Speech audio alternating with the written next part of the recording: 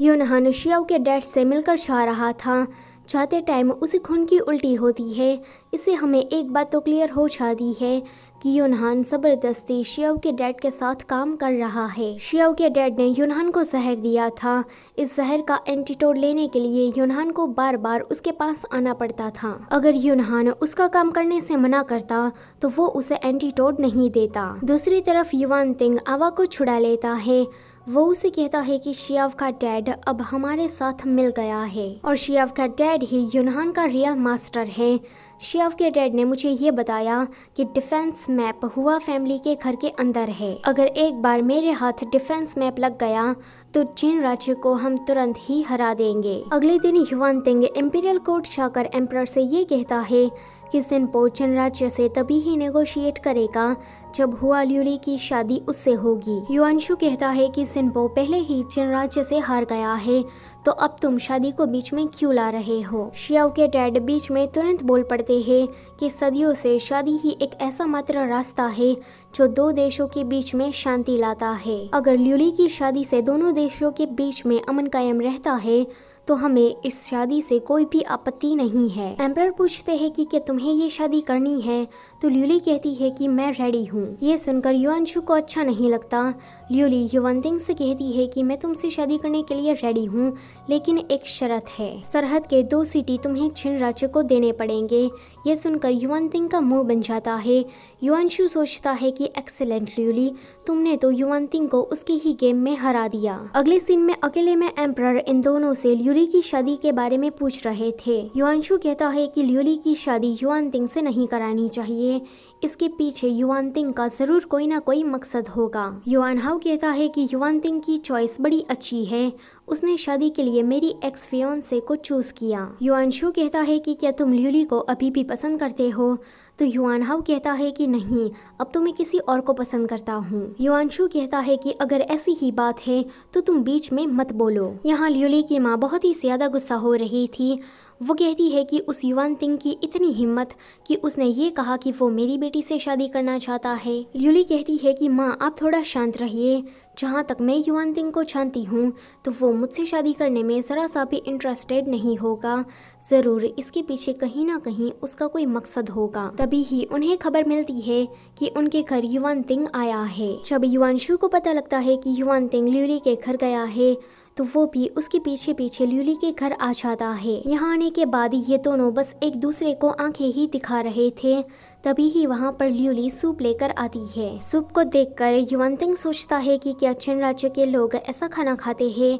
युआनशु सोचता है कि क्या ये सूप पीने लायक तो है ना, लेकिन युआनशु को ल्यूली के सामने अच्छा बनना था, इसलिए वो एक ही सांस में पूरा प्याला गटक जाता है। उसे ऐसा करते देख युवानतिंग भी उस सूप को पूरा पी जाता है। अगले सीन में ल्यूली युआनशु को एक कैंडी खाने को देती है।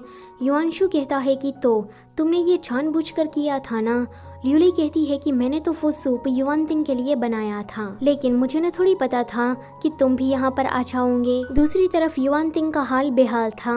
वो तो आवा के सामने 2-3 बार फाट भी मार लेता है।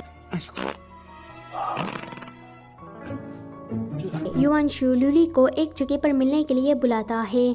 वहाँ युआनशु ने ल्यूली के लिए एक सरप्राइज प्लान करके रखा था। जब ल्यूली वहाँ आती है तो युआनशु उसे बताता है कि ल्यूली उसकी लाइफ में कितनी ज्यादा इम्पोर्टेंट है। उसके बाद वो ल्यूली को एक लाइट से बना हुआ हार्ट दिखाता है। दूर से उन दोनों को ये सभी लोग भी देख रहे थे। तभी ही वहाँ पर बारिश शुरू हो जाती है। युआनशु तो अपने साथ छाता लेकर आया था। वो ल्यूली से कहता है कि मुझे आज तुम्हें कुछ ज़रूरी बात बतानी है। ल्यूली उसे कहती है कि कुछ मत कहो, मुझे सब पता है।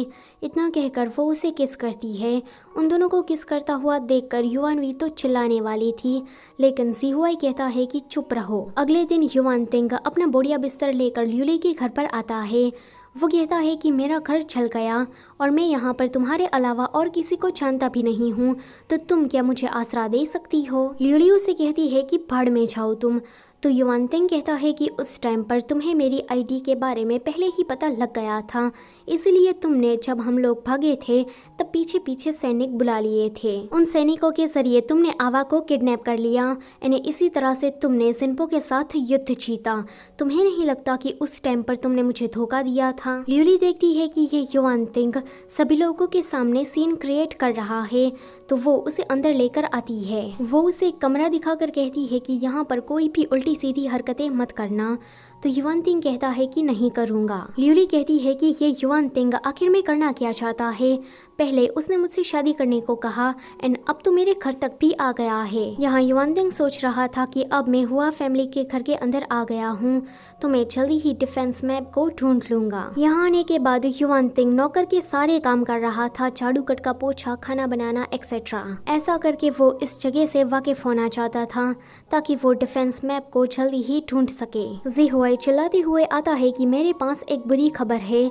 तो युआनशु कहता है कि चिल्लाना बंद करो, मुझे वो पहले से ही पता है। ज़ीहुआई कहता है कि तुम्हें ये बात कैसे पता चली कि युवानतिंग ल्यूली के घर रहने गया है? तो युआनशु कहता है कि क्या कहा? युवानतिंग ल्यूली के घर रहने चला गया। वो जल्दी से ल्यूली के घर जाता है। यहाँ पर वो देखता है कि युवानतिंग ल्यूली की अच्छी तरीके से खातिरदारी कर रहा है। ल्यूली कभी तो उसे गर्म पानी मंगाती है तो कभी ठंडा पानी, कभी चाय मंगाती है तो कभी कॉफी। युवानतिंग चुपचाप उसकी सारी बातें मान रहा था। ल्यूली उसे कहती है कि मेरे पेरेंट्स के रूम में मेरी दवाई रखी है तो तुम जरा वो ले आओ। युवानतिंग सोचता है कि वो डिफेंस मैप ज़रूर जनरल हुआ के कमरे में होगा, मुझे इस मौके को गंवाना नहीं चाहिए, इस युवानशु को तो मैं बाद में देख लूँगा। इतना कहकर वो चला जाता है।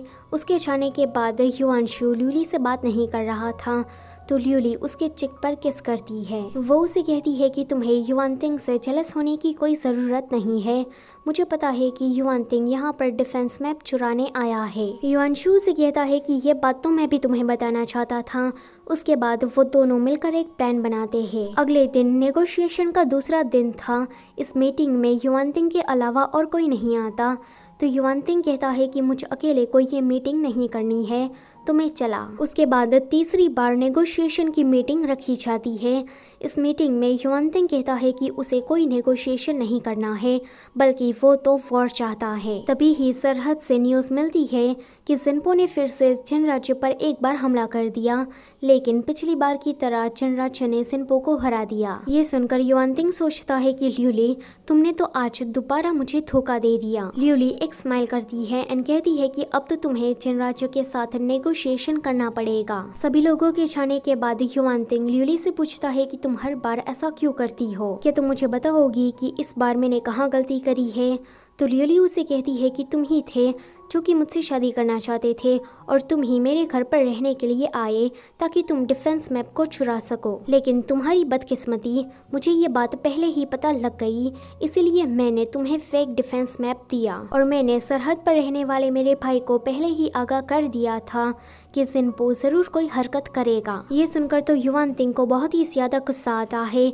ल्यूली उसे कहती है कि हम शांति चाहते हैं, लेकिन तुम बार बार ऐसी वैसी कोई हरकत करके दोनों देशों के बीच में युद्ध कराना चाहते हो। इतना कहकर ल्यूली तो वहाँ से चली जाती है, लेकिन युवानतिंग उसे देखकर हमें ऐसा लगता है कि उसे ल्यूली की ये सारी बातें कांटों की तरह चुभ रही है। इसी के साथ ये वाला पार्ट होता है यहीं पर ही ख़त्म।